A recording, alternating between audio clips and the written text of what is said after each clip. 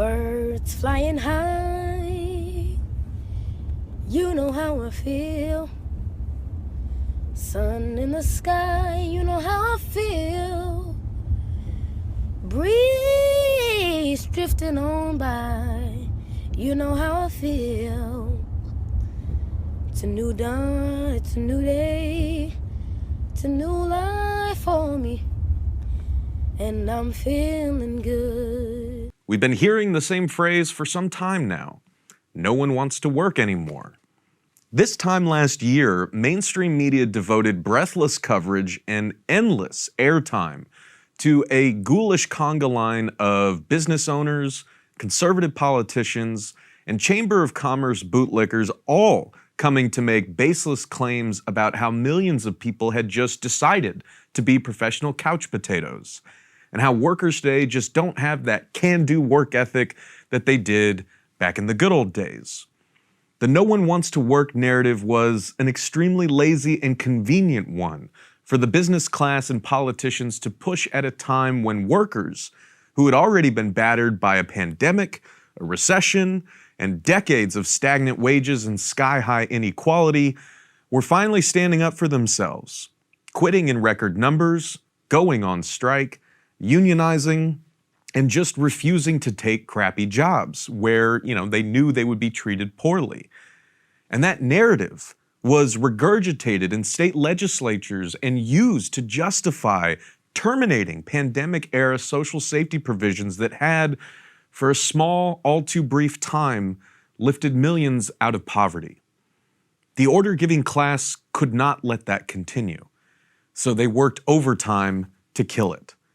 Because for a moment, it revealed the dark truth at the heart of the whole capitalist enterprise, that this system needs an endless supply of workers who can be made desperate enough to be economically coerced into working at the bare minimum of dignity and security. And it also revealed that if working people do have a modicum of security with necessary public aid supporting them, they're going to do what they never felt they could when their survival depended on them staying quiet. They're going to push back. And that is exactly what workers did. We took one tiny step in that direction, and all of these rich dick politicians and their business buddies started flipping out. So they had to manufacture some sort of narrative to justify pushing working people back into the sewers, ripping away public aid, squashing the budding new unionization movement, jacking up prices on everything, etc., etc. It was convenient for business owners and corporate politicians to scapegoat workers as the problem, instead of asking themselves why workers were, refusing to accept their low pay, their degrading treatment, the unpredictable schedules, the lack of opportunities for stability and advancement, and so on. It was also easy to pathologize millions of workers and to speak on their behalf when workers themselves were never in the damn room and given a chance to talk back. And we all know how the corporate media, much like the elite political and business establishments, has no qualms about shutting workers out. Rather than workers having an actual seat at the table, the union busters at Starbucks literally have an empty chair at their corporate meetings that's supposed to represent the baristas whose rights they are currently violating. You really could not make up a better metaphor for how the people at the top of our economic hierarchy see the rest of us. And because workers are completely ignored, or at best reduced to tiny sound bites, it's easy to take a diverse and infinitely complex working class and boil it down to demeaning and offensive and untrue stereotypes. But when you actually listen to workers, you see very quickly that the reality in workplaces around the country looks much different than what bosses and boss-loving pundits depict in their self-serving op-eds and media appearances. If you, like me, have been relentlessly bombarded by these corporate media reports that only tell the boss's side of the story, you might reasonably think that the job market is just a hopeless wasteland of unanswered help wanted signs and lazy good-for-nothings who don't appreciate the value of an honest day's work. Of course, the most obvious problem with this framing is it completely ignores the millions and millions of people who are working and have been saying out loud and clearly for anyone who is willing to listen that the problem is coming from inside the house. For example, as someone who interviews workers for a living, one of the most consistent complaints that I have heard from workers across sectors is that cost-cutting, profit-motivated decisions handed down from management have created a crisis of deliberate understaffing and unpredictable staffing that is running workers into the ground, prompting many to leave, and making it harder for businesses to recruit and retain new staff. Recently, on my podcast, Working People, I spoke with Kenya Slaughter about the ridiculous conditions that dollar store workers like herself labor under on a daily basis. And as Kenya describes, during the pandemic and now with inflation, people are obviously looking to save money wherever they can, which is why you've seen dollar stores like Dollar General, Dollar Tree, and Family Dollar popping up everywhere. And these companies know what they're doing. They are targeting food deserts and low-income areas where residents may have no other good, close options for buying cheap groceries and household necessities. That also means that a lot of the stores are in areas with higher levels of crime. And this is why it was so shocking for me to hear Kenya describe Dollar General's corporate cost-cutting strategy of deliberately understaffing their stores, leaving workers overwhelmed, vulnerable, alone, and at risk. Take a listen. Dollar General is still doing the same things. People are still working alone.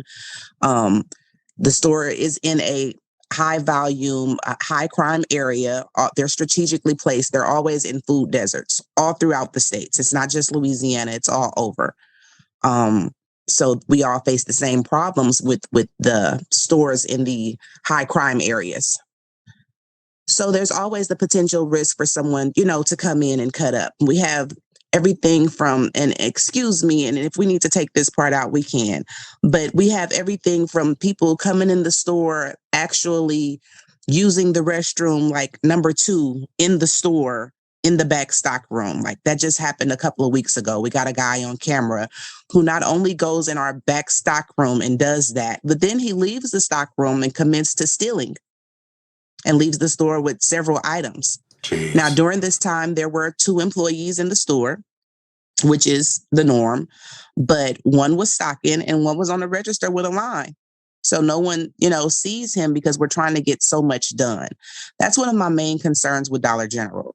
If we could be a little bit better staffed, I'm not even going to stretch and say security. Security is a stretch. They would have to pay them. And payment seems to be an issue. But if you could just pay more employees, give us more hours so that we could have 4 people on the floor. 3 minimum at all times. That way, no one ever has to be on the register alone. They would always have backup. Someone could always be constantly stocking. And then the third person can float. They can help between backing up the registers and helping stock and helping customers on the floor. No one should ever have to be alone. Being alone in the store is a hazard. I had my boss fall out this year. She literally passed out in the store and had to be taken from the ambulance.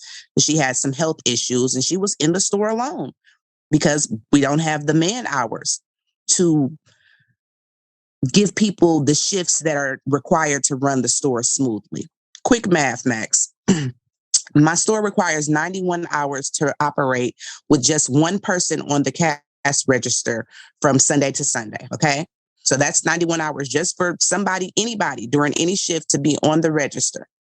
If we're only allotted 135 hours, 140 hours, somebody's going to come up short somewhere. Someone's always going to be alone at some point in time. The bare minimum should be 180 hours. That way, 2 people can be in the store at all times. Think of Kenya the next time you hear someone saying that no one wants to work anymore these days. She and her coworkers are begging Dollar General for more hours and more staff, which the billion-dollar company can certainly afford. But companies like Dollar General are run by people with business degrees, sitting in air-conditioned corporate headquarters somewhere, making top-down managerial decisions that look great on a spreadsheet, but look very different for the workers who make their business run. Now, that's just one example. But, in a deeply unsettling way, I started to realize how familiar the situation that Kenya was describing to me sounded. Here, for instance, is a clip from an interview I did at The Real News with Karin, an education support professional who has worked in the Minneapolis school district for 6 years. In March of this year, 4,500 educators with the Minneapolis Federation of Teachers went on strike, demanding smaller class sizes, better pay and benefits, more mental health resources for students, and increased workforce diversity. Listen to the first thing that Karin notes when I asked her to describe the situation she and her fellow educators have been facing during and even before the pandemic. One thing that I've seen throughout my 6 years here is that we're chronically understaffed. That's been true the entire time I've been here. There are hundreds of ESP openings where we have lost tons and tons of teachers over the last 2 years, but there were always openings. I was in a position, I worked for the EBD program, which is emotional behavioral. So there were supposed to be 3 of me, and there was just 1. And that was just one part of our program at that school. So that meant that I didn't have time to address all of the kids that I was supposed to be working with. I never knew what my schedule was going to be on a daily basis because it was just putting out fires.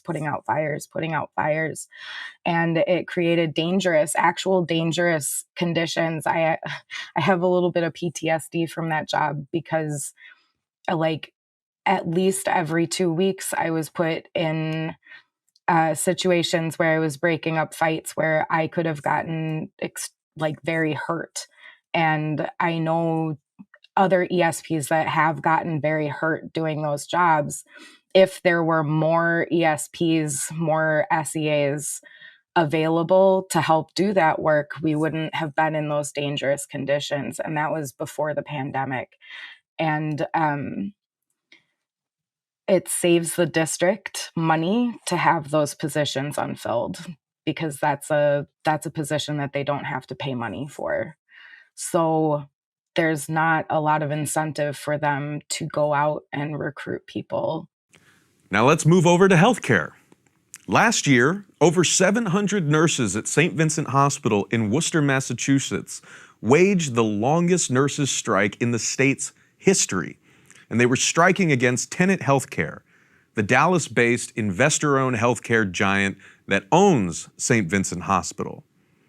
At the center of the strike were workers' concerns about working conditions and staffing, specifically the unmanageable nurse-to-patient ratio that nurses, represented by the Massachusetts Nurses Association, say make it difficult to provide safe and sufficient care to every patient, which every nurse wants to do. That is their job.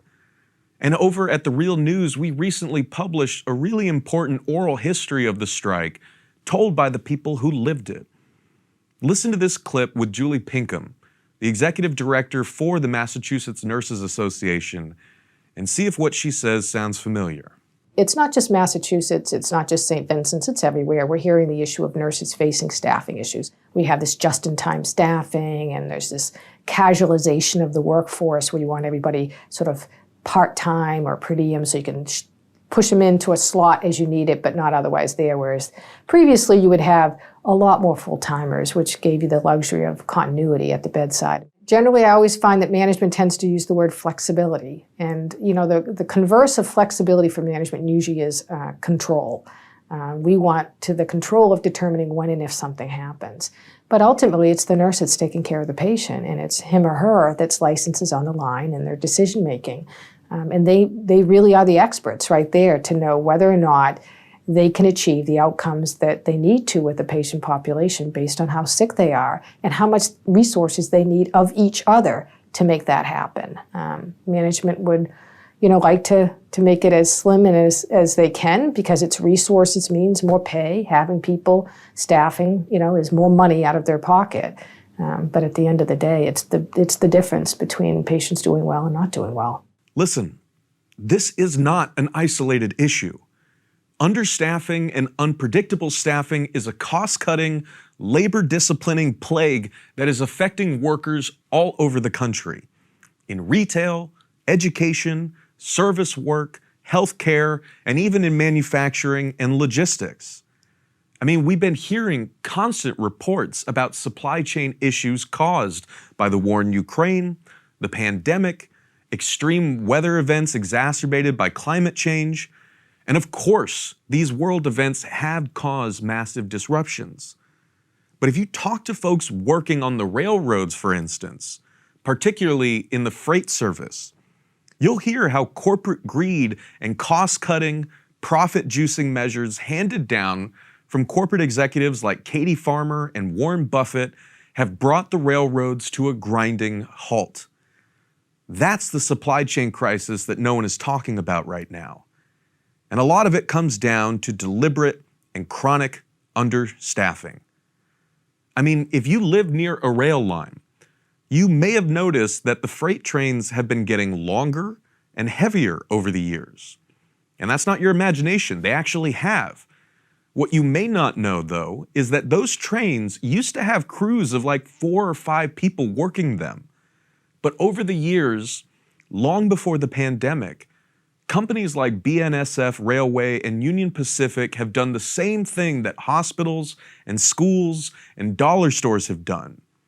They piled more work onto fewer people, forcing workers to adhere to impossibly brutal schedules, using draconian attendance policies, reducing those train crews down to 2 workers. And as we speak, they are trying to achieve their long-desired goal of having just 1 person operate those mile-long trains. The railroad employees and former employees that I talk to keep telling me that workers are leaving in record numbers, that the supply chain is a mess, and no one in these companies is being held accountable, no one at the top at least. Here's Ron Kamenko, an Amtrak engineer in Reno who is currently serving as General Secretary of Railroad Workers United, in an interview we published at The Real News in May. Recruitment. The railroads are having a hell of a time recruiting new employees and retaining the ones they have. But once again, what we see is the industry, which is basically saying, to hell with the unions. You're going to pay bigger copays and deductibles in healthcare. We're going to get rid of the conductor. We want massive changes in work rules for all the different crafts. And so this is hardly an industry that is serious about retaining and recruiting if they're attempting to make our lives worse. And anyone coming into the industry is getting this message. In the old days, the way the railroads recruited was largely through networks of existing employees, sons and daughters, brothers and cousins, and friends of theirs in the neighborhood and stuff. That's how the word got out. And the railroad was a good job, so they never really had problems retaining and recruiting. Now that they do, they are actually making it worse because this network is gone. People are not advising their children to get jobs on the railroad. They're not advising their friends and neighbors or others that they're aware of who need a good job. I myself, in good conscience, find it very, very difficult. And for years, I advocated people go to work on the railroad, particularly in the freight service. And now I can't, in good conscience, without the caveat that be prepared for this, and this, advise a railroad job to anybody. It's so sad. Don't give me this no one wants to work crap. If you want people to come work at your shitty company and devote their lives to making your business run, then stop treating them like this. These are good, hardworking people trying to make a living for themselves and their families. Any employer should count themselves lucky to have employees like Kenya Slaughter, Karin, Julie Pinkham, and Ron Kamenko. You are not entitled to our labor. You need us to function, which is why you try to keep us down and broken and disorganized so that we are forced to work with you. And we know that you're scared right now, that people are waking up and fighting back together. And you know what? You should be. Thank you for watching this segment with Breaking Points, and be sure to subscribe to my news outlet, The Real News, with links in the description. See y'all soon for the next edition of The Art of Class War. Take care of yourselves, take care of each other, and solidarity forever.